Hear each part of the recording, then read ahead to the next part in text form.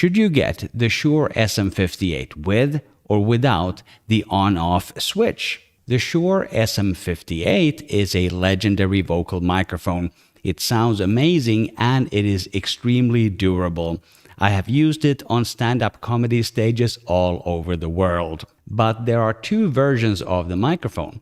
One has an on-off switch on the handle, but the most common version does not. Which one you should get will depend on how you plan to use it. If your goal is to use the microphone yourself in a studio environment or on stage, it can be very convenient to have that on-off switch on the microphone so that you can make sure that it really is off when it needs to be off. But the switch does come with a couple of drawbacks.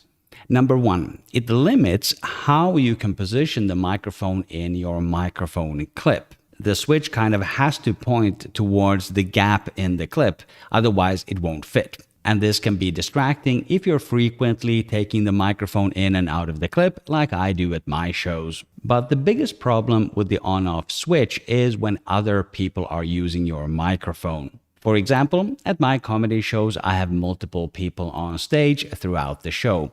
And sooner or later, somebody will accidentally switch off the microphone. Give it up. Okay, let's switch on that microphone. Give it up one more time for me. At my shows, this has happened with all the different microphones that I've used that have switches. When I'm producing my own shows, I would rather be at the mixing desk and be the only person in charge of the sound in the room and let the performers on stage worry about their performance, not the microphone. So if you plan to use the microphone in a controlled environment, go ahead and get the version that has the switch.